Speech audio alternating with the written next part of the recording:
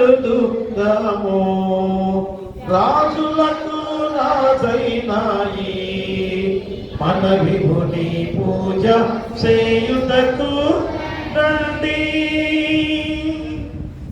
తండ్రి యొక్కయు కుమారుని యొక్కయు పరిశుద్ధాత్మ యొక్కయు నామమున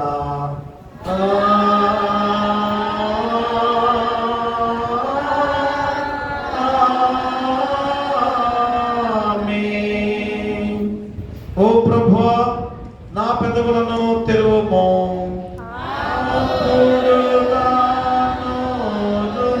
నీ స్తోత్రమును బయలుపరచును. ఓ దేవా నన్ను విడిపించుటకు త్వరగా రమ్ము.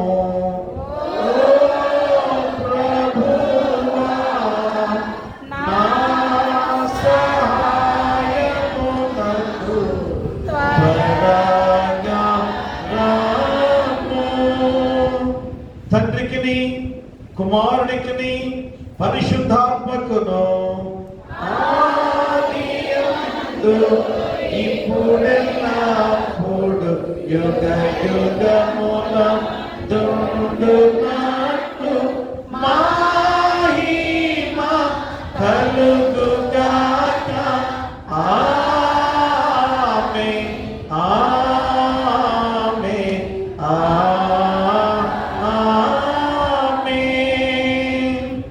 ఉత్తరపక్షిత్రాలుగా మన మధ్యలో అయ్యగారు ఆదాం అయ్యగారు వచ్చి ఉత్తరపక్షిత్రాలు చదివిస్తారు.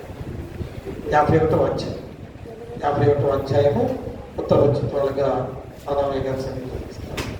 51వ సంకీర్తన ఉత్తర ప్రత్యుత్తరీతిగా చదువుకుందాం. దేవా, నీ కృప చొప్పున నన్ను కరుణింపుము, నీ వాత్సల్య బాహుళ్యము చొప్పున నా అతిక్రమములను తుడిచివేయుము.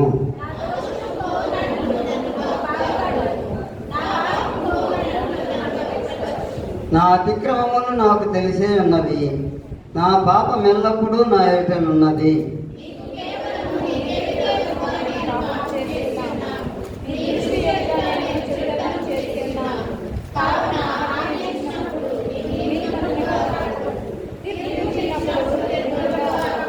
విరిగిన మనసే దేవునికి ఇష్టమైన బలులు. దేవా, విరిగి నలిగిన హృదయమును నీవు అలక్ష్యము చేయవు.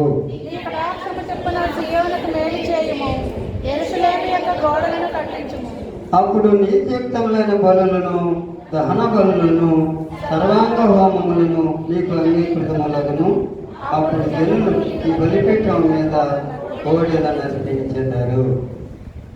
ఉత్తర ప్రత్యుత్తరం ఇంతటితో ముగించబడినది.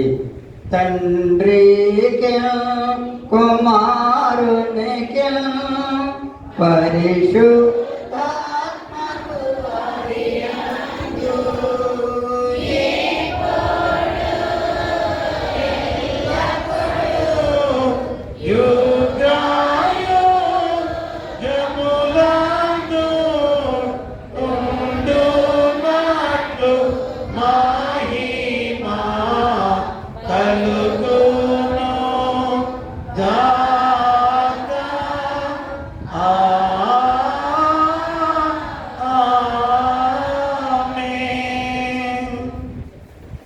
వాక్య సందేశముగా వాక్య పఠనముగా ధ్యాన పాఠ్య భాగాలు చదివేవారు మా మధ్యలో డెరేట్ గారు పోపూరి కోటేశ్వర గారు వచ్చి యోవేలు గ్రంథము 2వ అధ్యాయము 12 నుంచి 19 వచనాలు చదువుతారు. ఈ దినముగా ఏర్పాటు చేయబడినటువంటి పాత నిబంధన వాక్య భాగం నుండి యోవేలు గ్రంథము 2వ అధ్యాయము 12 నుండి ఇలాగ వ్రాయబడి ఉన్నది.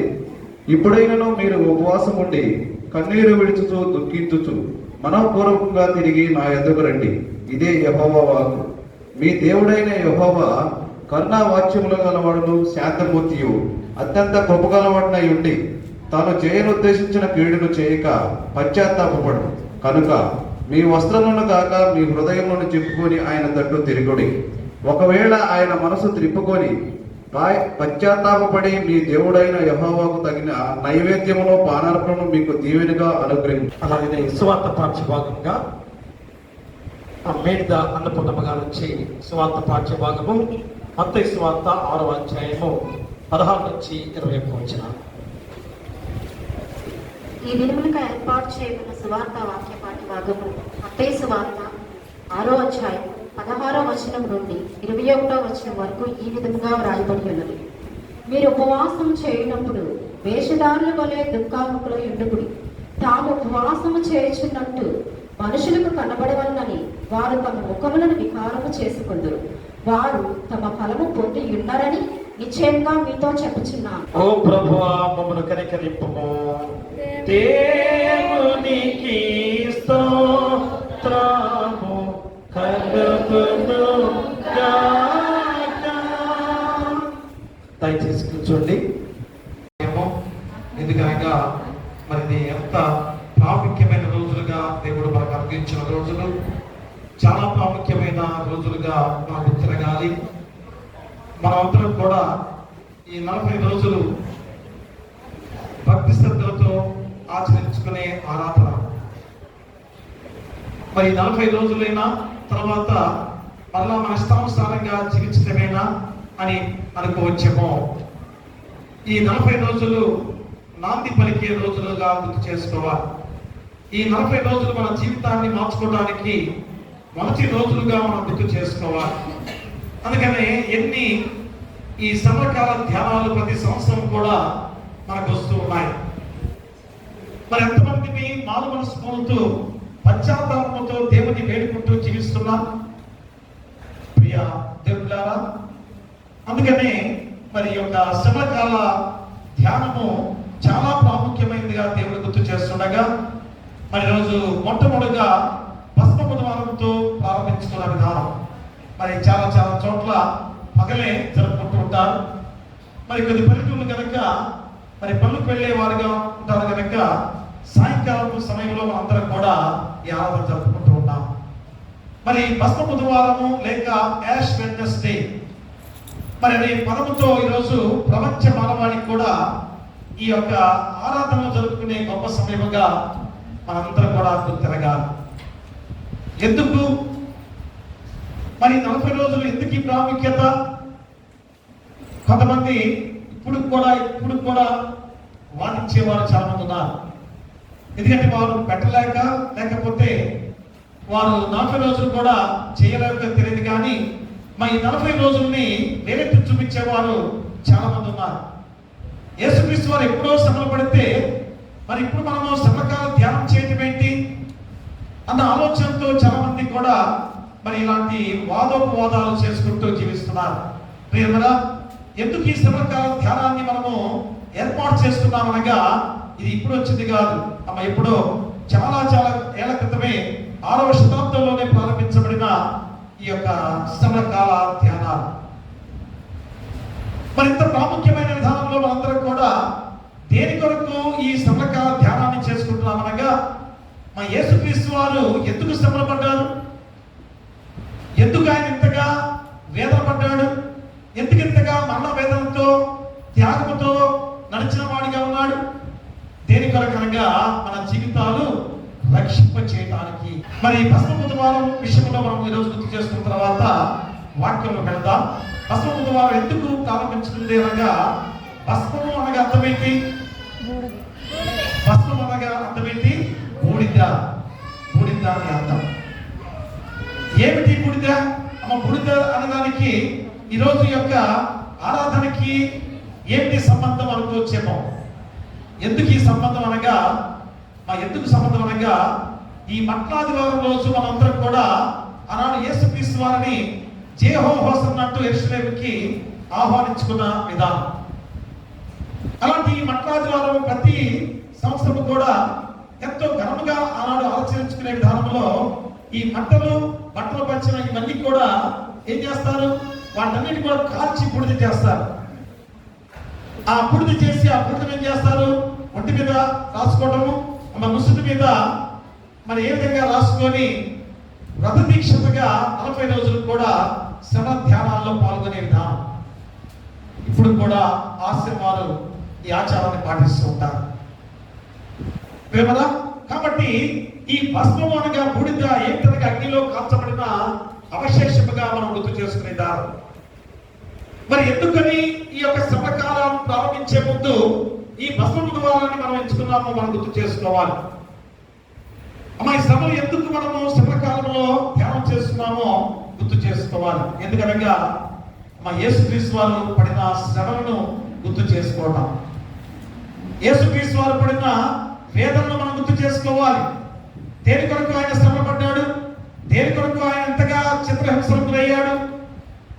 నీ కొరకే, నా కొరకే, మనందరి కొరకే ఆయన ఎంతగా శ్రమలు పడాల్సిన విధానము. ఈరోజు నీకు లేని శ్రమ యేసుక్రీస్తు వారు పడ్డారు, నీకు కలగని వేదన యేసుక్రీస్తు వారు పడ్డారు. నువ్వు మరణించాల్సిన విధానంలో ఆయన మన కొరకు మరణించాడు. మరి ఇంత త్యాగం చేసిన దేవుని గురించి ఈ 40 రోజులు కూడా భక్తి శ్రద్ధలతో ఆరాధించుకోవద్దా? ఈ 40 రోజులు ఒక దీక్షగా మనం పూనుకొని పశ్చాత్తాపంతో దేవుని వైపు తిరిగి, అయ్యో నా జీవితాన్ని నేను మార్చుకోవాలి, నా దేవుడు నా కొరకే కదా ఇన్ని శ్రమ పడ్డాడు, ఇంత వేదన పడ్డాడు, ఇంత త్యాగం చేసి నన్ను తిరిగి మళ్ళా బ్రతికింపచేశాడు కదా, నన్ను పవిత్రుడిగా మార్చాడు కదా.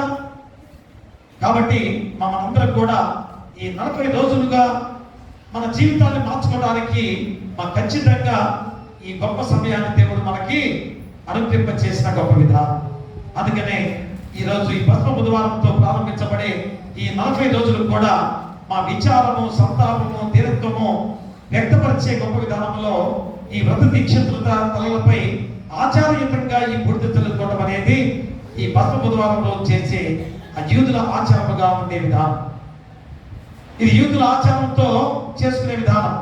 అందుకని ఎందుకంటే ఆనాడు యూదుల కాలంలో ఎన్ని కష్టాలు వారికి సంభవించాయి, ఎన్నో భయంకరమైన కష్టాలతో వారి పాపకార్యాలు, చివరికి ఇతరుల పాపకార్యాల నిమిత్తం కూడా వారు ఏం చేసేవారు, గోనె బట్ట కట్టుకొని మరి బూడిద నెత్తి మీద పోసుకొని పశ్చాత్తాపముతో దేవునికి మొదలు పెట్టేవారు. చూడండి, ఆనాడున్న ఆలోచన ప్రకారంగా వారు చాలా విధంగా భక్తితో ఆరాధించిన వారిగా ఉన్నారు. ఏమిటి బూడిద పోసుకోవడం అనుకోవచ్చేమో, ఆనాడు ఉన్న ఆచార ప్రకారంగా వారు దేవుని వైపు మళ్ళిన సందర్భాలు కూడా మనం గుర్తు చేసుకోవాలి. అందుకనే వారు ఏం చేసేవారు, ఆ బూడిదను గొర్రెబట్ట కట్టుకొని బూడిద నెత్తి మీద పోసుకొని పశ్చాత్తాపంతో దేవునికి మొదలు పెట్టుకునేవారు. దేని కొరకు? వారు చేసిన పాపానికి ప్రాయశ్చిత్తం, పితరులు చేసే పాపానికి కూడా ప్రాయశ్చిత్తం కొరకు కూడా వారు ప్రార్థన చేసేవారు. అలాంటి సందర్భంలో ఆ కోపంలో ఎంతో మంది రోజు మనం చూసాం. ఎంతో మంది బైబిల్ గ్రంథంలో ఎవరు, ఉదాహరణకి యోబు, ఎస్తేరు, మొర్దెకై, దానియేలు, మరి వీళ్ళందరూ కూడా మరి ఈ విధంగా దేవుని దగ్గర పశ్చాత్తాపంతో ప్రార్థించిన వారే. ఇంకా ఎవరు, మా నినివే పట్టణస్థులు కూడా మరి అబ్రహాము దేవునితో మాట్లాడిన సమయంలో ఎంతగా కిన్నుడై ప్రాధేయపడ్డాడు. ఎక్కడ ఉంటుంది? ఆదికాండం చూడండి ఒకసారి. ఆదికాండం 18వ అధ్యాయంలో 17వ వచనం చదవండి. ఆదికాండము 18వ అధ్యాయంలో 17వ వచనం చదవండి.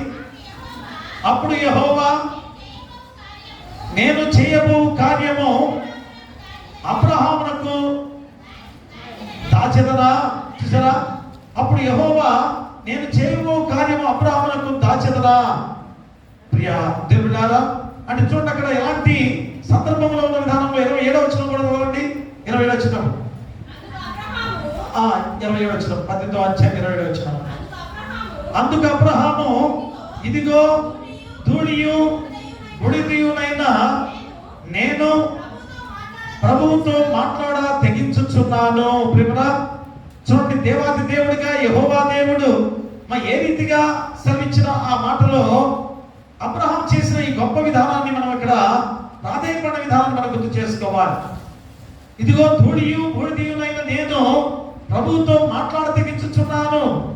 ఈ విధంగా కిన్నుడై, ఈ విధంగా పశ్చాత్తాపముతో దేవునికి మొర పెట్టుకునే సమయముగా ఈరోజు మనం గుర్తు చేస్తున్న విధానం. అలాగే లూకాసు వార్త 18వ అధ్యాయం చూడండి ఒకసారి. లూకాసు వార్త 18వ అధ్యాయము 31 నుంచి 33 వచనం చదవండి. ఆయన తన 12 మంది శిష్యులను పిలిచి, ఇదిగో యెరూషలేమునకు వెళ్తున్నాను, మనిషి కుమారుని గురించి ప్రవక్తల చేత వ్రాయబడిన మాటలన్నీయు నెరవేర్చబడును. ఆయన అన్ని జనులకు అప్పగింపబడును. వారు ఆయనను అపహసించి అవమానపరిచి ఆయన మీద ఉమ్మి వేసి ఆయనను బలంతో కొట్టి సంపదులు. మూడవ దినమున ఆయన మరలా లేచునని చెప్పాను. ప్రియ దేవులారా, చూడండి, ముందుగానే మరి దేవాది దేవుడు ఎలాంటి చిత్రహింసలకు గురై ఇలాగా అవమానపరిచిన విధానాలు, ఆయన మీద ఉమ్మి వేసి ఆయన బలంతో కొట్టి సంపదులు. మూడో దినాన ఆయన మరలా లేచునని చెప్పాను ముందుగానే ప్రకటించిన సందర్భం. అంటే చివరి మజిలి యేసుక్రీస్తు వారు ఎంత భయంకరమైన కర్కోటకంగా ఉంటుందో శిష్యులకు ముందుగానే చెప్పబడిన విధానం. మా శిష్యులకు ముందుగానే చెప్పబడిన మాటలు ఎవరైనా చెప్పగలరా? చెప్పిన వారు ఎవరైనా చేయగలరా? ఇది తెలిసిన వారు ఎవరైనా ఇంత గొప్ప సాహసం చేయగలరా?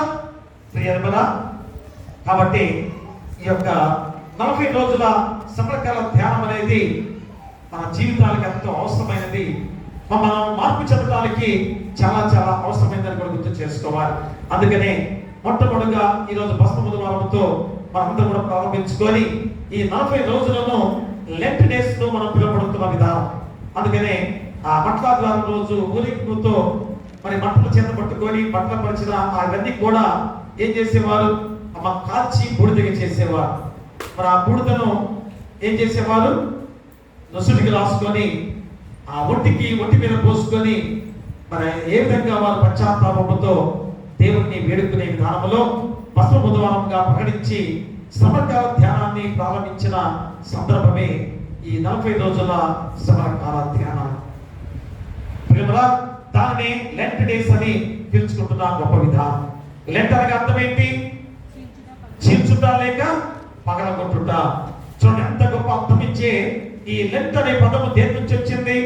ఆంగ్లో సాక్షన్ అనే పదం నుంచి, లెంటన్ అనే హీబ్రూ గ్రీకు పదం నుంచి వచ్చిన చరిత్రగా చెబుతున్న గొప్ప మాట. అంటే వీటిని ఇంకొక పదముతో కూడా పిలిచారు. ఏమని? దుఃఖ దినములుగా కూడా పిలువబడుతున్న విధానం.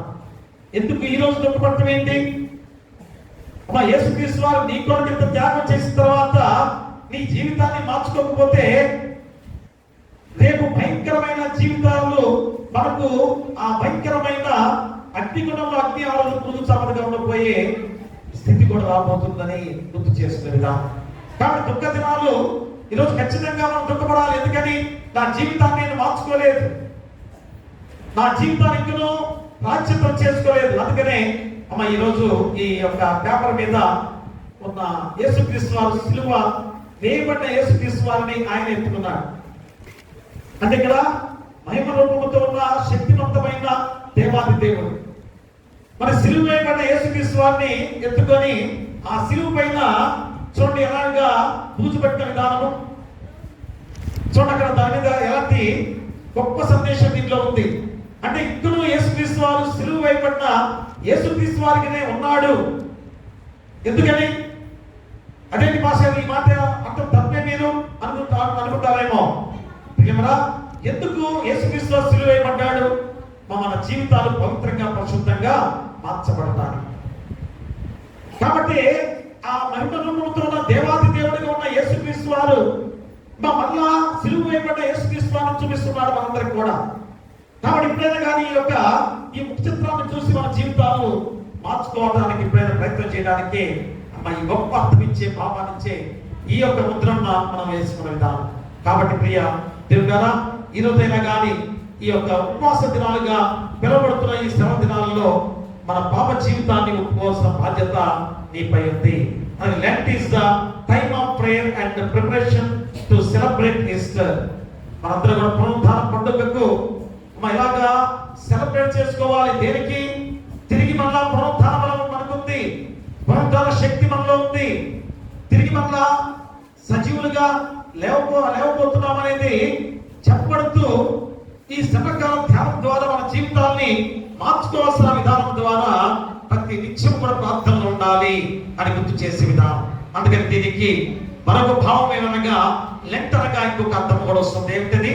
చిగురించుట, లేక ఆరంభమైనది వసంతకాలం అని కూడా పిలవబడుతున్నది. న్యూ బిగినింగ్ అనగా నూతన ప్రారంభము. ఎందుకంటే వృక్షాలు అన్ని కూడా మీరు చూడండి, ఆకులు, పాత ఆకులు రాలిపోయి ఏం చేస్తాయి? మళ్ళా నూతనంగా చిగురించే కాలముగా వసంత కాలంలో వచ్చే లెంట్ డేస్. వృక్షాలు సైతం కూడా తన పాత రోత జీవితాన్ని మార్చుకుంటుంది. పాత రోత ఎండుటాకుల్ని రాల్చుకొని తనంతట దాన్ని మళ్ళా నూతనంగా చిగురుస్తుంది. మరి ఈరోజు ఇంతగా నీ కొరకు శ్రమ పాలైన యేసుక్రీస్తు వారి జీవితాన్ని మళ్ళాను గుర్తు చేసుకొని నీ జీవితాన్ని చిగురింప చేసుకోవాల్సిన బాధ్యత నీటిపై ఉంది. అందుకనే నూతన చిగురితు లేదా నూతన స్వభావం కలిగిన కాలముగా ఈ యొక్క చెట్లు ఆకులు ఎండిపోయి రాచివేయబడే కాలంలో మన జీవితాలు ఎలాగా నూతనపరచుకోవాల్సిన బాధ్యతగా కూడా గుర్తు చేస్తుందాం. అందుకని లెంటర్ లేక లెంటర్ అనగా దినముల పొడిగింపు అనే మాట కూడా గుర్తు చేసుకుందాం. అందుకని ఒకటి కాలము ఇక శీతాకాలంలో ఎలా ఉంటుంది? పగటి పూట చిన్నదై రాత్రులు దీర్ఘంగా ఉండటం మనం చూస్తుంటాం. మరి ఎండాకాలంలో ఎలా ఉంటుంది? పగల దీర్ఘంగా ఉండి రాత్రి చిన్నవిగా ఉండటం మనం చూస్తుంటాం.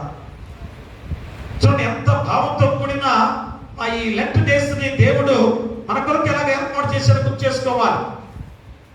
అందుకనే మానవుల జీవితంలో పాపం అనే పండుటాకులు రాలిపోవాలి. పాపం అనే పండుటాకులు రాలిపోయి నూతనంగా మళ్ళా చిగురించే వారికి ఉండాలి. మనలో ఉన్న దుర్మార్గతను వీడి మళ్ళా తిరిగి పరిశుద్ధత కలిగిన జీవితాలతో చిగురింప చేసుకునే వారిగా జీవించాలని ఈ యొక్క 40 రోజుల ధ్యాన ప్రణాళికలో గుర్తు చేసే సందర్భం. అందుకనే ఈ లెంట్ దినాలు ఖచ్చితంగా మనం ఆచరించే విధానము ఏదో 40 రోజులుగా ఆచరణతో ఉండి మళ్ళా తిరిగి పాత రోత జీవితానికి వెళ్ళే విధానము కాదు. చాలాసార్లు చెప్పాను, నేను వచ్చిన కాడ నుంచి కూడా ఎన్నో సందర్భాల్లో ఇలాగ 40 రోజులు దీక్ష తీసుకొని ఆ 40 రోజు మళ్ళా తిరిగి మద్యం సేవించిన మా సొంత బంధువే మా రోజు ఈస్టర్ రోజు చనిపోయి ఇంట్లో మూలెక్కడో నీలిపోయి చనిపోయి ఉన్నాడు. చూడండి ఎంత భయంకరమైన విధానాలుగా మన జీవించే జీవితాలు ఒకసారి ఆలోచన చేసుకోవాలి. ఈ 40 రోజులు తీసుకునే దీక్ష మా తర్వాత కొత్త జీవితాన్ని ప్రారంభించడానికి, అంతేగాని ఈ 40 రోజులు మాత్రమే నేను దీక్షగా తీసుకొని పరిశుద్ధంగా పవిత్రంగా ఉండి ఎందుకు ఈ 40 రోజులు నూతన సంఘంలో కూడా ఎంకరేజ్ చేస్తున్నారు చాలా మంది అనొచ్చు. ఆచారం మనకు లేదు కదా, ఈ ఆచారం లేదు కదా అని కొంతమంది అంటున్నారు. కానీ ఈ 40 రోజుల్లో మార్పు చెందే వారు చాలా మంది ఉన్నారు, మార్పు చెందిన వారు చాలా మంది చూశారు కూడా. అందుకనే ఈ 40 రోజులు వారు కూడా మేము దీక్ష తీసుకుంటామంటే సరే తీసుకోండి అని చెప్పడానికి కారణం కూడా అదే. కానీ 40 రోజుల తర్వాత మరలా మీరు పాత నూతన జీవితాన్ని ఎంచుకునే వారు చాలా మంది ఉంటున్నారు. దయచేసి అది దేవునికి ఇష్టమైంది అసలు కాదని గుర్తు చేసుకోవాలి. ఈ 40 రోజులు మాత్రమే ఇలాగుండి మేము 40 రోజుల తర్వాత మరలా అదే జీవితాన్ని పొందుకుంటున్నాం అనుకునే వారు చాలా మంది ఉన్నారు. దయచేసి అలా చేయవద్దు. చాలా భయంకరమైన శాపానికి గురయ్యే విధానంగా గుర్తు చేసుకోవాలి. కాబట్టి 40 రోజులుగా తీసుకునే దీక్ష తర్వాత రోజులు ఎంతో గొప్ప జీవితాన్ని దేవుడికి అందించబోతున్నాడు. అది నువ్వు తీసుకునే దీక్షలో గొప్పతనం. కాబట్టి ప్రియ దేవుడా, నీలో ఉన్న ఆ దుర్మార్గపు ఎండుటాకులను రాల్చుకొని దేవుని వాక్యముతో మా ప్రార్థనతో నువ్వు జీవితాన్ని నూతన చికిత్సగా చేసుకునే బాధ్యతలో ఉండాల్సిన విధానాన్ని నీ గుర్తు చేస్తున్నాడు. అందుకనే ఈ లెంట్ దినాలు ఆచరించవలనని ఆనాడు ఆదిమ సంఘమే మా గుర్తిరిగి ఆ క్రీస్తు శకం 325లో నికేయ సభలో తీర్మానించిన గొప్ప సమయం. చాలా మంది ఎందుకు ఈ లెంట్ డేస్ అనుకుంటున్నారు కదా. క్రీస్తు శకము 325లో నికేయ సభలో తీర్మానించిన గొప్ప విధానం. క్రీస్తు శకము 6వ శతాబ్దములో రోమా పోపు మహా గ్రెగరీ ఈ ఆచారాన్ని మొదలుపెట్టిన విధానం. అందుకని ఈ పస్మ బుధవారంతో ఈ లెంట్ దినాల్లో మనందరం కూడా దేవుణ్ణి ఆరాధిస్తూ నిత్యం ప్రార్థిస్తూ మనలో ఉన్న పాప జీవితాన్ని ఒప్పుకొని మా పశ్చాత్తాపంతో దేవుని వైపు తిరిగే కాలమే ఈ లెంట్ డేస్. కాబట్టి మన జీవితాలని ఈ రోజు నుంచి మొదలు పెట్టుకొని ఈ 40 రోజులు నాంది పలికే రోజుల ద్వారా తర్వాత జీవితం గొప్ప జీవితంగా మార్చుకోవడానికి ప్రతి ఒక్కరు కూడా సిద్ధపడాల్సిన బాధ్యతలు ఉండాలని కోరుతూ మరి మన మధ్యలో వాక్యానికి వెళ్లే ముందు మన మధ్యలో ప్రార్థనగా మంచాల యేసమ్మ గారు వచ్చి ప్రార్థనలో నడిపించవలసిందిగా కోరి ప్రార్థిస్తున్నాం. అపవాది వలలో చిక్కుకున్న ప్రతి బిడ్డని విడిపించమని అడుగుతున్నాం నాయన. అపవాది వలలో నాయన ఎంతమంది బిడ్డలు మునిగి తేలుచున్నారో ప్రభు, అటు బిడ్డలను ఒక్కసారి మీరు జ్ఞాపకం చేసుకోండి నాయన. జ్ఞాపకం చేసుకుని బిడ్డలకు విడుదల దయచేయమని అడుగుతున్నాం నాయన. మీ వందనాలు ప్రభు. చేరి ఉన్న ప్రతి బిడ్డని మీరు దీవించండి. ఇంకా రావాల్సిన బిడ్డలని సన్నిధికి నడిపించండి ప్రభు. ఈరోజు ఈ యొక్క అంశం ఏంటనగా నూతన జీవితంలో జీవిస్తున్నావా అని ప్రశ్నార్థకమైన అంశాన్ని గుర్తు చేస్తుందా. అందుకనే మా యోబేలు గ్రంథంలో ఇందాక చదువుకున్న మాటలు మనం చూసినట్లయితే 2వ అధ్యాయము 12వ వచనాన్ని ఒకసారి మనం మళ్ళా చదువుకుందాం. ఇప్పుడైనాను మీరు ఉపవాసం ఉండి కన్నీరు విడిచొచ్చు దుఃఖించొచ్చు మనపూర్వకముగా తిరిగి నా యొద్దకు రండి, ఇదే యెహోవా వాక్కు. చూడండి, మరి నూతన జీవితంలో జీవిస్తున్నావా అనే ప్రశ్నార్థకమైన ఈ అంశానికి మూలవాక్యంగా మరి ఈ వచనమే 12వ వచనమే.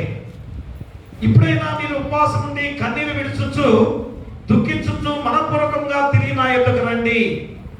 మరి ఎంత అవకాశం ఇచ్చాడు దేవుడు. ఈ 2025 సంవత్సరంలో కూడా ఇంత అవకాశం మనకి ఇచ్చాడంటే మనం ఏం చేయాలి? ఈ రోజైనా కానీ ఈ 40 రోజులు మన జీవితాలని మార్చుకోవడానికి దేవుడు ఇచ్చిన అవకాశంగా భావించాలి. కాబట్టి 3 అంశాలుగా దేవుడు మనకు గుర్తు చేస్తున్నాడు. ఒకటి, మొట్టమొదటిగా దేవుడి వైపు తిరగాలి. ఏం చేయాలి? మొట్టమొదటిగా నీ పాప జీవితాన్ని వేడాలంటే, నీ పాప జీవితాన్ని తీసివేసుకోవాలంటే ఏం చేయాలి? దేవుని వైపు తిరిగే వాడిగా ఉండాలి. తిరగకపోతే, మా దేవుని దగ్గరికి రాకపోతే మరి నువ్వు ఎలాగా నీ పాపాన్ని ఒప్పుకునేవాడిగా ఉంటావు? పాప జీవితంతో నువ్వు మరణిస్తే దేవుని రాజ్యంలో ఎలాగ ప్రవేశించగలవు? అందరూ అనుకోవచ్చేమో, అయ్యా మరణించిన వాళ్ళందరూ కూడా తిరిగి లేస్తారని ప్రతిరోజు వాక్యము మాకు చెబుతున్నారు కదా, మరి మేమందరం కూడా తిరిగి లేస్తాం కదా అని అనుకోవచ్చేమో ప్రియ దేవులారా. కానీ ఈ లోకంలో ఉండగానే మన పాప జీవితాన్ని మార్చుకొని పరిశుద్ధులుగా పవిత్రులుగా మారాల్సిన బాధ్యత మనపై ఉంది. అందుకనే నూతన జీవితము నువ్వు ప్రవేశించిన వాడిగా ఉన్నావో లేదో ఈ రోజు పరిశీలింప చేసుకోవాలి, పరీక్షించుకోవాలి. అందుకని మొట్టమొదటి అంశం ఏంటి? దేవుని వైపు తిరగాలి. మరి రెండోది క్షమాపణ అనుభవం పొందాలి. రెండోది ఏంటి? క్షమాపణ అనుభవం పొందాలి. మరి మూడవది నూతన జీవితం అనే ప్రతిఫలము పొందాలి. ఖచ్చితంగా ఈ 3 మాటలు మనం గుర్తు చేసినట్లయితే, ఇదిగో మన యోబేలు గ్రంథకర్త ద్వారా మనం శ్రమించిన మాటలు మనం చూస్తే చూడండి, 13వ వచనాన్ని చదవండి ఒకసారి. మీ దేవుడైన యెహోవా కరుణావాత్సల్యము గలవాడును శాంతమూర్తియు అత్యంత కృపగలవాడై ఉండి తాను చేయనుద్దేశించిన కీడును చేయక పశ్చాత్తాపపడును గనక మీ వస్త్రమును కాక మీ హృదయమును చింపుకొని ఆయన తట్టు తిరుగుడి. ప్రియా దేవులారా, మనం చేయాల్సింది ఏమిటి? వస్త్రాలు చింపుకోవడం కాదు. ఆనాడు యూదుల ఆచార ప్రకారంగా వస్త్రాలను చింపుకొని గోడపెట్ట కట్టుకొని బూడిదెమ్మల మీద వేసుకుంటే పాపం పోతుందా? లేకపోతే పాప పరిహార పత్రికలు కొట్టే పాపం పోతుందా? అందుకని యోబేలు ప్రవక్త ఇంత గొప్పగా పాత్రమైన కాలంలోని ఈ మాటలు చెప్పి ఉండగా ఆచరించిన ఆచారాలు ఎలా ఉన్నాయో మరొకసారి మనం గమనించుకోవాలి. మనాడు ఇంతగా దేవుని గ్రంథంలో పాత్రమైన కాలంలోని ఈ వాక్యం ప్రకటించి ఉండగా, యోబేలు ప్రవక్త ద్వారా ప్రకటించి ఉండగా, మరి ఎందుకని అలాంటి ఆచారాలతో వారు జీవించిన వారికి ఉన్నారు? అందుకని కొత్త నిబంధనలో అందరూ కూడా తెలుసుకోవాల్సిన గొప్ప సత్యం ఏంటంటే, మా కరుణావాత్సల్యం గలవాడును శాంతమూర్తియు అత్యంత కృపగలవాడై ఉండి తాను చేయనుద్దేశించిన కీడును చేయగా పశ్చాత్తాపపడును గనక నీ వస్త్రములను కాక నీ హృదయమును చింపుకొని ఆయన తట్టు తిరుగుడి. మా హృదయం ప్రాముఖ్యత, హృదయం ప్రాధాన్యత. నీ హృదయంలో ఎలాంటి చెడు లేకుండా పవిత్రంగా మార్చుకోవాల్సిన బాధ్యత నీపై ఉంది. అందుకనే బుద్ధిగల కన్యకలు, బుద్ధి లేని కన్యకలు, మా బుద్ధిగల కన్యకలు ఏం చేశారు? మా దేవుడికి రాక కొరకు ఎదురు చూస్తూ సిద్ధంగా ఉన్నారు. ఎలాగా? వారి దివిటీల్లో నూనెని పోసుకొని సిద్ధంగా ఉన్నారు. ఆ నూనె దాంట్లో ఉంది కనుక పుట్టించగానే వెలిగిపోయింది. ఆ వెలుగుతో వారు దేవుని వెంబడించారు, దేవుని రాజ్యంలో ప్రవేశించారు. అంటే ఇక్కడ దివిటి అంటే అర్థం ఏంటి? మన యొక్క హృదయమే, మన యొక్క హృదయంలో పరిశుద్ధాత్మ నింపుకుని వారికి ఉన్నట్లయితే ఖచ్చితంగా ఆ దేవుని రాకడ మనకు తెలుస్తుంది అని కూడా గుర్తు చేస్తున్నాడు. అదేంటి పాస్ గారు, ప్రధాన దూత ఆత్మ శబ్దంతో ఆయన వస్తాడని చెప్తున్నారు కదా. ఓ పెద్ద సౌండ్స్ చేసుకుంటూ వస్తాడేమో అని అనుకుంటున్నారేమో, కాదు, దొంగవలే వస్తానని చెప్తున్నాడు. మా స్త్రీ ప్రసవించు వేదనలు ఎప్పుడు వస్తాయో తెలియని విధంగా నేను వస్తానని చెప్తున్నాడు. కాబట్టి ఏం చేయాలి? నీ హృదయాన్ని ఎప్పుడు కూడా శుద్ధీకరించుకునే వాడిగా జీవించాలి. హృదయాన్ని ఎప్పుడు కూడా పవిత్రమైన ధనంలోనే సిద్ధంగా ఉంచుకోవాల్సిన బాధ్యతను నీకు గుర్తు చేస్తున్నాడు. అందుకనే దాక కీర్తన 51వ అధ్యాయంలో ఉత్తర పశ్చిమంలో చదివిన వాక్యం అంతా కూడా నీ హృదయాన్ని శుద్ధీకరింప చేసుకునే విధానంలో హిస్సోపుతో కడగమని చెప్పిన గొప్ప మాట. ప్రియమరా, ఎలా కడుక్కోవాలి? మా హృదయాన్ని ఎలాగా కడగాలి? దేవుని వాక్యము చేత. మరి ఇప్పుడు దేవుని వాక్యము వినాలంటే నువ్వేం చేయాలి? దేవుని వైపు తిరగాలి. మా దేవుని వైపు తిరగకుండా ఉంటే ఎలాగ దేవుని వాక్యాన్ని గ్రహిస్తారు? అదే యోవేలు ప్రవక్త ద్వారా సెలవిచ్చిన మాట. అందుకనే యోవేలు ప్రవక్త దేవుని వైపు ఎలాగ తిరగాలో చెబుతున్న గొప్ప మాటలే ప్రియా దేవుడా. అందుకని ఏమంటాడు? ఆయన తట్టు తిరుగుడి, ఒకవేళ ఆయన మనసు తిప్పుకొని పశ్చాత్తాపడి దేవుడైన యెహోవాకు తగిన నైవేద్యమును పానార్పణమును నీకు దీవెనగా అనుగ్రహింపడని ఎవరు చెప్పగలడు? చూసారా, ఖచ్చితంగా మనసు మార్చుకొని దేవుడు నిన్ను నీ పశ్చాత్తాపంతుకున్న హృదయాన్ని ఏ విధంగా ఆయన్ని గమనించుకొని గ్రహించుకొని నీ మీద పశ్చాత్తాపడతానని యోవేలు ప్రవక్త ద్వారా శ్రమిస్తున్న గొప్ప విధానం. కాబట్టి ఎప్పుడైనా కానీ మనపూర్వకంగా ఉపవాసం చేసే వారికి ఉండాలి. కన్నీరు పశ్చాత్తాపంతో మన వస్త్రములను కాక హృదయాన్ని చిప్పుకునే వారిగా ఉండాలి. అందుకని హృదయంతో ఆంతర్య ఆరాధన జరిగించాలని ప్రభు చెప్పే మాటలే యోవేలు ప్రవక్త ద్వారా సెలవిచ్చిన మాటలు. అందుకని మార్క్స్ వార్త 1వ అధ్యాయం చూడండి ఒకసారి.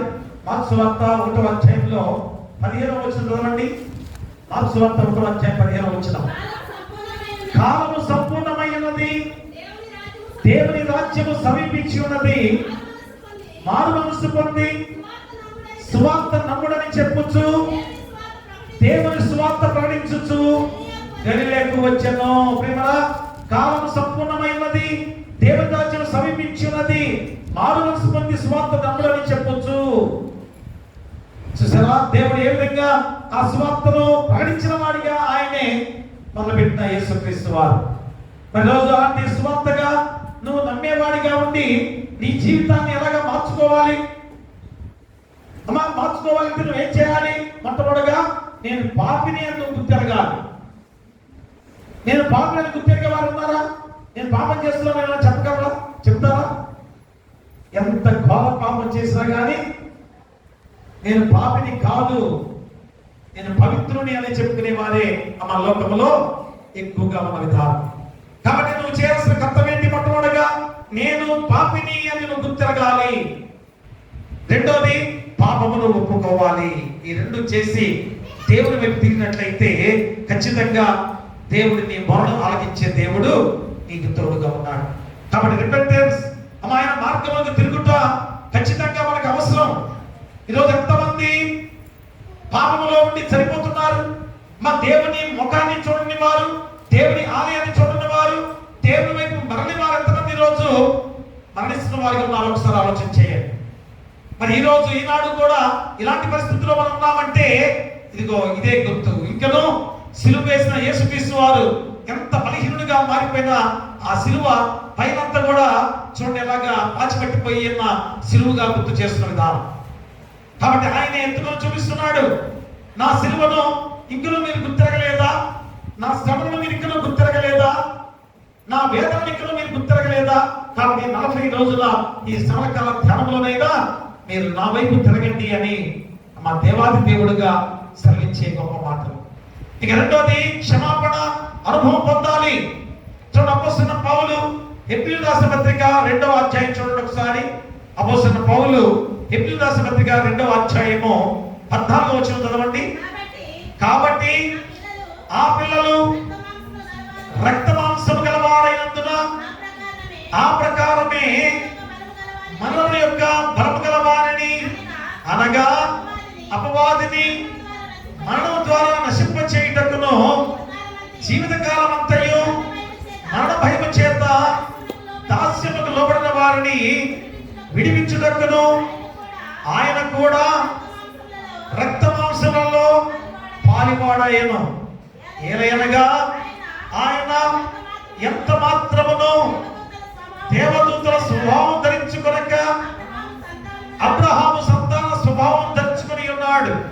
కావున ప్రజల పాపములకు పరిహారము కలుగు చేయుటకై దేవుని సంబంధమైన కార్యములలో కనికరమును నమ్మకమును గల ప్రధాన యాజకునకు నిమిత్తము అన్ని విషయములలో ఆయన తన సహోదరుల వంటి వాడు కావలసి వచ్చారు. తాను శోధింపబడి శ్రమ పొందిన గనక శోధింపబడి వారికి సహాయం చేయగలవాడై ఉన్నాడు. ప్రియరా, ఎంత గొప్ప వాక్యం ఈరోజు గుర్తు చేస్తున్న విధానము. మా సర్వ సృష్టికి దేవాది దేవుడై ఉండి కూడా మనతో సమానుభవం కలిగిన వాడిగా ఉండి కూడా మనకన్నా తగ్గించుకున్న స్వభావంతో ఈ లోకంలో జన్మించాడు కదా. క్రిస్మస్ దినాల్లో ఎంత దీనాతి దీనం అనే పాట పాడుకుంటుంటాం కదా. ఎంత దీనాతి దీనంగా పశువుల పాకలో పవ్వళించిన యేసుక్రీస్తు వారు, మా పశువుల కొట్టంలో పశువుల పేడ కప్పు కొట్టే ప్రదేశంలో పౌలింప చేసిన యేసుక్రీస్తు వారు చూడండి, ఎంత తగ్గించుకొని లోకానికి దిగి వచ్చిన వాడు. మరి అలాంటి యేసుక్రీస్తు వారు నీ కొరకు నా కొరకు ఎంత గొప్ప త్యాగం చేయడానికి ఈ శ్రమను అనుభవిస్తూ వేదనను అనుభవిస్తూ సిలువకు అప్పగించుకొని మనం రక్షించిన దేవాది దేవుడు. కాబట్టి మా ఈరోజు అలాంటి శోధించబడిన వారందరూ కూడా శోధన నుంచి విముక్తులు చేయడానికి ఆయన సిలువ యాగముగా అర్పించుకున్న దేవాది దేవుడు. మరి ఈరోజు నువ్వు ఇంకనూ శోధించబడుతున్నావంటే కారణం ఏంటి? మా దేవుని యందు పరిపూర్ణ విశ్వాసంలో లేవు. దేవుని యందు పరిపూర్ణమైన నమ్మకం నీలో లేకుండా ఉంది కనుకనే మరలా ఈ శ్రమకాల ధ్యానాన్ని దేవుడు మనకు అందించి ఉన్నాడు. కాబట్టి ఎప్పుడైనా కానీ ఒకరిలో ఒకరు క్షమించే గుణముతో మన జీవితాలు ఎంత పవిత్రమైన హృదయాలతో నింపుకునే వారికి ఉండాల్సిన బాధ్యత. చూడండి, మత్తయి సువార్త 5వ అధ్యాయం చూడండి ఒకసారి. మత్తయి సువార్త 5వ అధ్యాయంలో 20 చదవండి. 20 వచనం నుంచి శాస్త్ర నీతి కంటేను పరిశీలన నీతి కంటేను మీ నీతి అధికం కాని యెడల మీరు పరలోక రాజ్యంలో ప్రవేశింపనేరని మీతో నిశ్చయముగా చెప్పుచున్నాను. నరహత్య చేయవద్దు, నరహత్య చేయవాడు విమర్శకులు లోనగునని పూర్వీకులతో చెప్పబడిన మాట మీరు విన్నారు కదా. నేను మీతో చెప్పుకుంటేమనగా తన సహోదరుని మీద కోప్పడు ప్రతివాడు విమర్శకు లోనగును, తన సహోదరుని చూచి వ్యర్థుడాన్ని చెప్పువాడు మహాసభకు లోనగును, ద్రోహి అని చెప్పువాడు నరకాగ్నికి లోనగును. కావున నీవు బలిపీఠము వద్ద అర్పణమును అర్పించుచుండగా నీ మీద నీ సహోదరునికి విరోధమేమైనా కలదని అక్కడ నీకు జ్ఞాపకం వచ్చిన అక్కడ బలిపీఠము ఎదుటనే నీ అర్పణము విడిచిపెట్టి మొదట వెళ్ళి నీ సహోదరునితో సమాధాన పడుము. నీ తర్వాత వచ్చి నీ అర్పణను అర్పించము. ప్రియరా, చూడండి, దేవుడికి అర్పించే అర్పణ ద్వారా నాకు విముక్తి కలిగిందని చెప్పేసి అనుకుంటున్నావేమో. కానీ నీ సహోదరి ఎలా ప్రేమ లేకుండా నువ్వు అర్పించే అర్పణ దేవుడు స్వీకరించడం కూడా నీ గుర్తు చేసిన విధానం. కాబట్టి మా మొట్టమొదటిగా క్షమాపణ అనుభవం పొందాలి. దేవుని వైపు తిరిగిన వాడు ఏం చేయాలి? క్షమాపణ అనుభవాన్ని పొందాలి. అయ్యో, నేను ఇలాంటి పాపంతో ఉన్నాను కనుక, ఇదిగో ఎదుటి వాడిని ప్రేమించలేని గుణంతో ఉన్నాను కనుక అవన్నీ కూడా దేవుని దగ్గర ఒప్పుకొని ఆ అనుభవంతో ముందుకు సాగాలి. అదే సమాధానపడి బలిపీఠం ఎదుట అర్పణ అర్పించు ప్రభు అని యేసే ఉపాధి రీతిగా ఈ సహోదరుడు ఒకరికి చేసిన నాకు చేసినట్లే అని మత్తయి సువార్త 25వ అధ్యాయంలో 31 నుంచి 46 వచనాల్లో కూడా చెప్పబడిన సందర్భం. ఇక చివరిగా మూడవది నూతన జీవితం అనే ప్రతిఫలము పొందాలి. ప్రభువా, నూతన జీవితం అనే ప్రతిఫలము పొందాలి. మత్తయి సువార్త 6వ అధ్యాయంలో 16 నుంచి మనం చదువుకున్న మాటలు చూడండి. అక్కడ మీరు ఉపవాసం చేయనప్పుడు వేషధారుల వలె దుఃఖముఖులై ఉండకుడి. తాము ఉపవాసము చేయుచున్నట్టు మనుషులకు కనబడవలనని వారు తమ ముఖము విలువను వికారము చేసుకుందరు. వారు తమ ఫలము పొంది ఉన్నారని నిశ్చయముగా నీతో చెప్పుచున్నాను. ఉపవాసము చేయుచున్నట్లు మనుషులకు కనబడవలనని కాక రహస్యమందున నీ తండ్రికే కనబడవలనని నీవు ఉపవాసము చేయనప్పుడు నీ తల అంటుకొని నీ ముఖము కడుక్కొనుము. అప్పుడు రహస్యమందు చూచుచున్న నీ తండ్రి నీకు ప్రతిఫలమిచ్చును. భూమి మీద నీ కొరకు ధనము కూర్చుకొనవద్దు. ఇక్కడ చిమ్మటయు తుప్పును తినివేయును. దొంగలు కన్నం వేసి దొంగిలిద్దరు. పరలోకమందు మీ కొరకు ధనము కూర్చుకొనుడి. అచ్చట చిమ్మటి అయినను తుప్పైనను దాన్ని తినివేయదు. దొంగలు కన్నం వేసి దొంగిలరు. నీ ధనం ఎక్కడుండునో అక్కడనే నీ హృదయం ఉండును. ప్రేమరా, ఎంత గొప్ప వాక్యం! మళ్ళా ఈరోజు ఈ 40 రోజులు కూడా మనం చేసుకునే ఈ గొప్ప దీక్ష ఎలా ఉండాలో నీ గుర్తు చేస్తున్నాడు. అయ్యే 40 రోజులు నేను ఉపవాసం ఉంటానని తీర్మానం చేసుకునే వాళ్ళు చాలా మంది ఉన్నారు. కాబట్టి నువ్వు ఉపవాసం చేసే విధానంలో ఉపవాసం చేసేటప్పుడు నీరసంగా కనపడకూడదు, బలహీనంగా నువ్వు కనపడకూడదు. ఎందుకని? దేవుని శక్తి నీలో ఉంది. మా దేవుని యొక్క శక్తి ప్రభావంతో నీ జీవితం ముందుకు కొనసాగుతుంది కనుక నువ్వు ఏ మాత్రం కూడా నీరసాన్ని కనపరచకూడదు. అది అన్నాడు. మీరు ఉపవాసం చేయనప్పుడు వేషధారుల వలె దుఃఖముఖులై ఉండకుడి. తాము ఉపవాసము చేయుచున్నట్లు మనుషులు కనబడవలని వారు తమ ముఖములను వికారము చేసుకుందరు. వారు తమ ఫలం పొంది ఉన్నారని నిత్యముగా మీతో చెప్పుచున్నాను. అలాంటి ఉపవాసం చేయవద్దు దయచేసి. మా యథార్థమైన ఉపవాసం చేయండి. దేవుని యందు విశ్వాసంతో ఉపవాసం చేయండి. మా దేవుని యందు అచంచల విశ్వాసంతో నమ్మకంతో ఉపవాసం చేయాలి.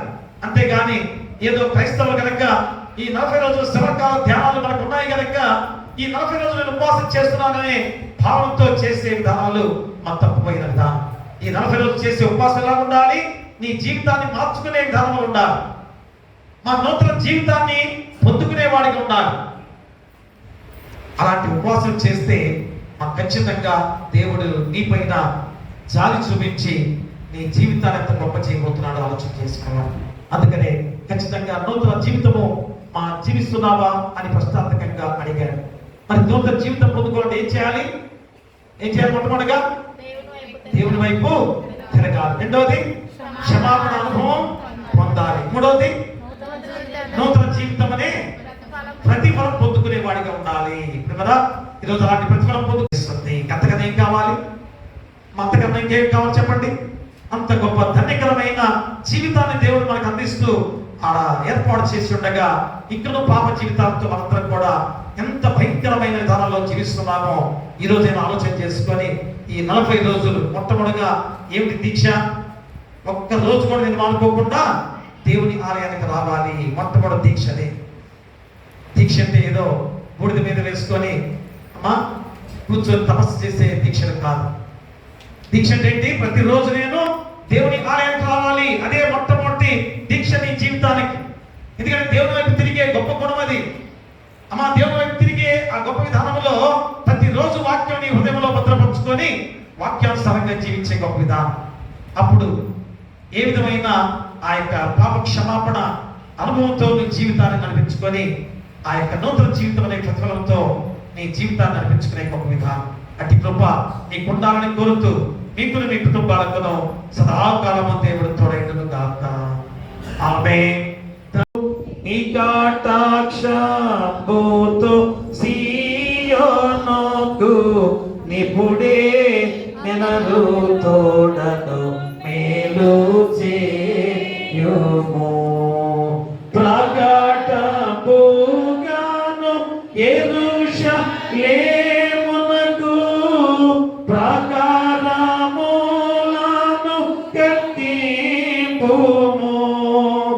అంతటా నీతి యుక్తంబులో పలులు యాగములు సర్వాంగ హోమము ఎంతో ఇష్టము బలిపీఠము మీద ఎన్నో కోడెల జనుల పిల్తురు దహన బలి నీకు నా నిస్తమో మరియు దైవ బలులు విరిగిన యాత్మాయి. ప్రార్థన చేసుకుందాం. అందరూ మోకరిల్లి వారు మోకరిల్లి ఉండండి. ప్రార్థనలో ఏకీభవిస్తూ ప్రతి ఒక్కరు కూడా ఈ 40 రోజుల ఈ దీక్షా మండల కాల ధ్యానాన్ని ప్రతి ఒక్కరు కూడా ఆరాధిస్తూ స్తుతిస్తూ నా జీవితాన్ని నేను మార్చుకోవాలన్న గొప్ప సంకేతముతో గొప్ప సందేశముతో మనందరం కూడా ఆ యొక్క నూతన జీవితం అనే ప్రతిఫలం పొందుకునే బిడ్డలుగా ఉండడానికి ప్రతి ఒక్కరు మన ప్రార్థనలో ఏకీభవించవలసిందిగా కోరి ప్రార్థిస్తున్నాం. ప్రార్థన చేసుకుందాం. మహాగరుడా, మహాపరిశుద్ధుడా, మా మిక్కిలి ప్రియ పరలోకపు తండ్రి, అయా మరొక గొప్ప సమయముగా ఈ పరిశుద్ధ మండలకాల ధ్యానము అయా 40 రోజుల ధ్యాన ప్రణాళికలో మొట్టమొదటిగా భస్మ బుధవారముగా ప్రారంభించుకున్న గొప్ప రోజు తండ్రి. మరి భస్మమనగా బూడిద ఆ అగ్నిలో కాల్చబడి మిగిలిన అవశేషముగా ఉన్న అవశేషము ఆనాడు యూదుల ఆచార ప్రకారంగా అయా మట్లాదివారం రోజు మంటల చేత పట్టుకొని అయా మంటలు పంచిన వాటిని కాల్చి వేసి బూడిదగా మార్చి అయా బూడిదను ఆయన ఈ భస్మ బుధవారం రోజు ఏ విధంగా వాళ్ళు నుదుటి మీద రాసుకొని సిలుగుర్తు వేసుకొని అయా శరీరం మీద రాసుకొని భక్తియుతమైన ఆరాధనలో తండ్రి ఆనాడు యూదుల ఆచారంగా ఆచరించే దాన అయా దాని ద్వారా పాప జీవితం అనేది తొలగిపోతుందా, ఆత్మ అనేది ప్రాయశ్చిత్తము కలుగుతుందా అని కూడా ఈ రోజు ఆయన మా గుర్తు చేసే సందర్భం. అందుకని అయ్యా ఈ 40 రోజుల మండలకాల ధ్యానాలలో మీ దివ్యమైన వాక్కుల చేత మీ దివ్యమైన బలమైన వాక్యం చేత మా హృదయాలు మార్పు చెందాలి. అందుకనే వస్త్రాలు చించుకోవడం కాదు, నీ హృదయం చించుకోవాలని యోవేలు ప్రవక్త ద్వారా సెలవించిన గొప్ప మాటలు. కాబట్టి ఈ రోజు మా జీవితాలు 40 రోజుల మండలకాల ధ్యానాన్ని లెంట్ అనే పదం ద్వారా మా గుర్తు చేస్తున్నారు. లెంట్ అనగా చించు లేక పగలగొట్టుట. లెంట్ అనే పదం ద్వారా ఇక్కడ గొప్ప మాటలు చిగురించడానికి కూడా న్యూ బిగినింగ్ అని కూడా వసంతకాలముగా నూతన ప్రారంభంతో జీవించే దాన్ని కూడా తెలియజేస్తున్నారు.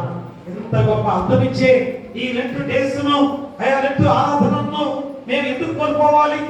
కాబట్టి 40 రోజులు కూడా ఒక్క రోజు కూడా మానుకోకుండా దేవుని ఆలయానికి మేము వస్తామని తీర్మానంతో ఈ రోజు ఇప్పుడే ఆయన బిడ్డలందరూ కూడా అదే దీక్షగా ముందుకు కొనసాగడానికి మీ కృపా బాహుళ్యాన్ని బిడ్డని దయచేయండి. అందుకని ఆయన రోజు అంశం కూడా అయా నూతన జీవితాన్ని జీవిస్తున్నావా అని ప్రశ్నార్థకంతో ఇచ్చినగా, కానీ పాంప్లెట్ లో నూతన జీవితం అనే మాటగా గుర్తు చేశాం. అంటే ఈ రోజు మేమందరం కూడా నూతన జీవితంలోనే జీవించాలి. జీవిస్తున్నామా? అది లేదు కనుకనే అయా పాంప్లెట్ లోనే ఒక గొప్ప సందేశాన్ని అయా యేసుక్రీస్తు వారిగా మీరు మానవుడిగా వచ్చిన దేవుడిగా అయా మహిమ రూపంతో తిరిగి లేచిన సర్వాధికారి అయిన దేవాది దేవుడిగా మీరు ఆనాడు సిలువ వేయబడిన యేసుక్రీస్తు వారిని ఎత్తుకొని చూపిస్తూ ఉన్నారు. అయ్యా ఎన్ని రోజులైంది ఇంకా మీరు మార్పు చెందలేదా? మరి నేను సిలువ వేయబడ్డానని మీకు గుర్తు లేదా? నేను శ్రమ పాలయ్యానని మీకు తెలియలేదా అనే గొప్ప సందేశాన్ని అయ్యా దాని ద్వారా మాకు తెలియజేసిన విధానం. ఈ రోజైనా కానీ కన్నీరు కార్చుతూ అయ్యా దుఃఖపడుతూ పశ్చాత్తాపంతో మార్పు చెందే బిడ్డలుగా మీ పరిశుద్ధాత్మ శక్తిని వారిపై కుమ్మరించమని వేడుకను ప్రార్థన చేస్తున్నాం. అయ్యా ఖచ్చితంగా తండ్రి అయ్యా నూతన జీవితంతో జీవిస్తున్నావా అని ప్రశ్నార్థకంగా అడిగి ఉండగా దానికి జవాబు మీరే చెప్పారు. ఏమిటనగా నూతన జీవితాన్ని జీవించాలంటే మొట్టమొదటిగా ఏం చేయాలి? అయ్యా దేవుని వైపు తిరగాలి. అయ్యా దేవుని వైపు తిరిగి అయ్యా ఏ విధంగా ఆ రెండో అంశం ద్వారా క్షమాపణ అనుభవం పొందాలని కూడా గుర్తు చేస్తున్నారు. దేవుని వైపు తిరగటమే కాదు, అయ్యా దేవుని ఆరాధించడమే కాదు, అయ్యా మేమేం చేయాలి?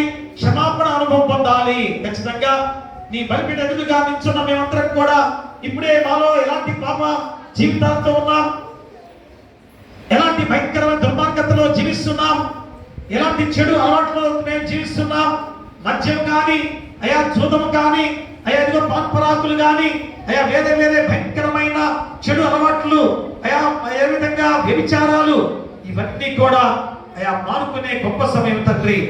ఎందుకనగా దేవుడు ప్రతిదీ కూడా ఎంత చక్కగా అమర్చాడు, కానీ మా జీవితాలు ఎంత భయంకరంగా ఉన్నాయి ఈ లోకంలో. అయ్యా ఎప్పుడైనా కానీ, ఈ రోజైనా కానీ పశ్చాత్తాపడి క్షమాపణ కోరుకొని ఉంటే ఖచ్చితంగా అయా క్షమాపణ ద్వారా దేవుడు ఆలకించి నీ మీద జాలి పడతాడని కూడా గుర్తు చేస్తున్నారు. కాబట్టి అయా మత్తయి సువార్తల ద్వారా గుర్తు చేసి ఉన్నారు. అయ్యా నువ్వు దేవుని ఆలయానికి వచ్చి నువ్వు అర్పించే అర్పణ ద్వారా దేవుడు నన్ను క్షమిస్తాడు అనుకునే విధానంలో చాలా మంది ఉన్నారు. కానీ అయ్యా నువ్వు అర్పించే అర్పణ సమయంలో నీ సహోదరుల ద్వారా ఏమన్నా కక్షతో ఉన్నావా? నీ సహోదరుని విషయంలో శత్రువుగా ఉన్నావా? వెంటనే ఆ అర్పణ పక్కన పెట్టి పరిగెత్తుకుంటూ వెళ్ళి అయ్యా అతని క్షమాపణ చెప్పుకొని అయ్యా మనందరం స్నేహితులము సహోదరులము ప్రేమతో ఉందామని ఆలింగనం చేసుకుని తిరిగి అయ్యా దేవుని సన్నిధికి వచ్చి అర్పణ అర్పించే వారిగా ఉండాలని అయ్యా గుర్తు చేసి ఉన్నారు. ఎంత గొప్ప బాధ్యత అదే. ఈరోజు క్షమాపణ అనుభవం పొందాలని రెండవ అంశాన్ని మాకు గుర్తు చేసి ఉన్నారు.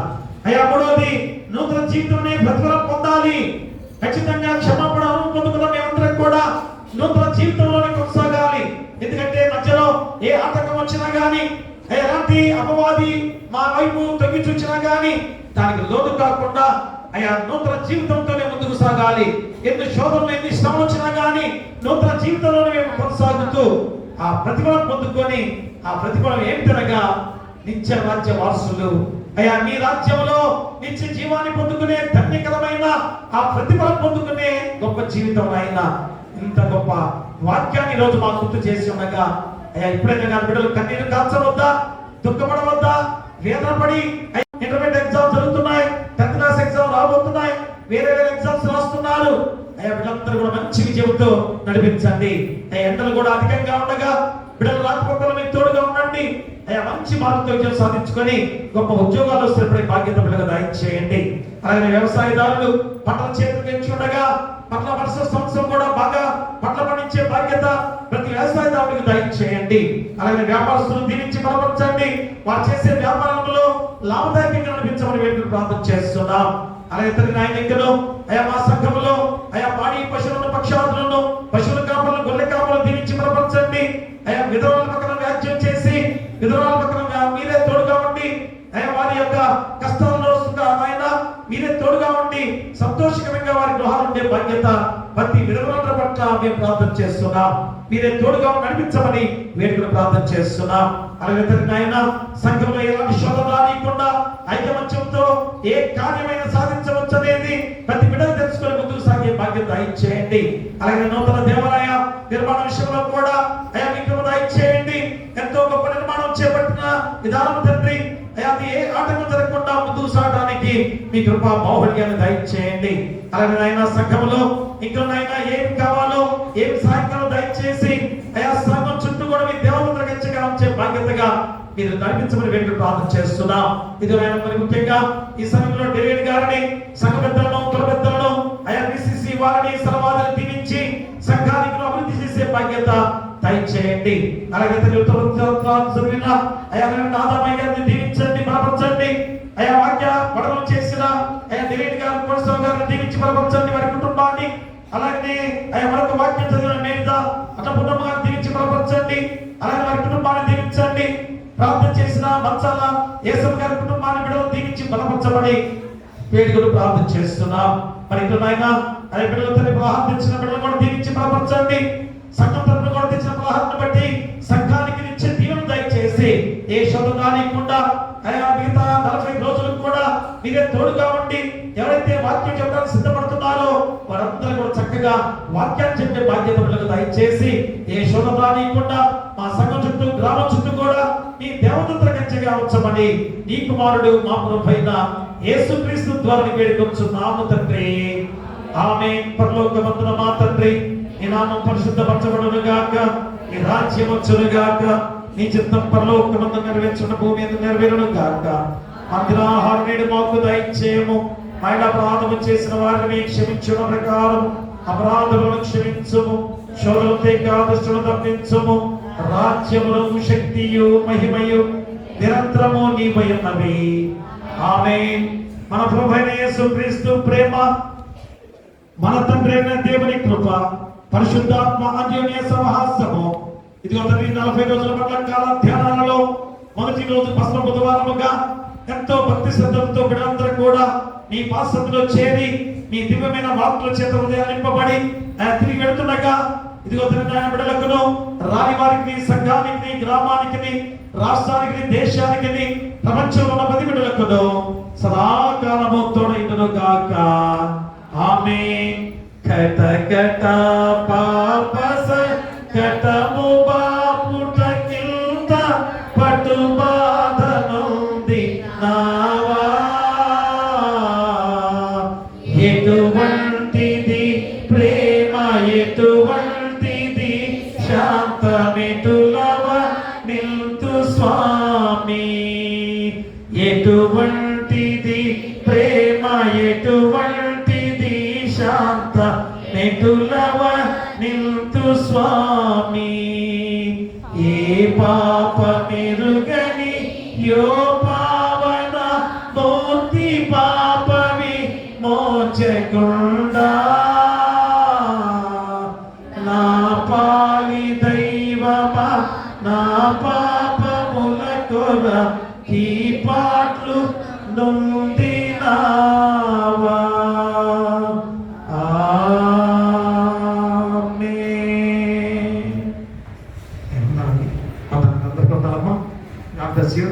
Thank you. దయచేసి పలహారం సంఖ్యలు అయ్యారండి. వారితో కలిసి ఎవరు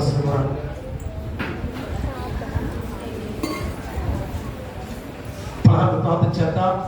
దైవ తండ్రి, కృపదేవ, మా రక్షక యేసయ్య, నీ పాదాలకు స్తుతులు స్తోత్రాలు తండ్రి. మహోన్నతుడా, ఈ 40 రోజుల మండకాల ధ్యానాన్ని మొట్టమొదటిగా ప్రారంభించుండగా పస్మ బుధవారముగా మేమందరం కూడా ఈ దీక్ష వ్రతములో ముందుకు సాగబోతుండగా ఇదిగో తండ్రి నాయన ఇంతవరకు ఆత్మీయ ఆహారంతో బలపరుచుకున్న మాకు శారీరక ఆహారంగా కూడా ఆహారం సిద్ధపరిచిన సంఘం తరపున ఆయా సంఘ పెద్దలందరూ కూడా నిర్గతి గారు, వారు ఆయా అందరూ కూడా కలిసి తల్లి సంఘంతో కూడా కలిసి ఈ పలహారం తెచ్చుండగా ఈ పలహారాన్ని తండ్రి, కుమార, పరిశుద్ధాత్మ పేరున ఆయా దీవించి అలాగే తండ్రి నాయన మరొక పలహారాన్ని చంద్ర, లోకరాజు, ఝాన్సీ రాణి గారు దేవుడు చేసిన మేలు జ్ఞాపకం చేసుకొని ఆయా కృతజ్ఞతగా ఈ పలహారం తెచ్చి ఉండగా ఆయా పలహారం బట్టి కూడా మేము ప్రార్థన చేస్తున్నాం.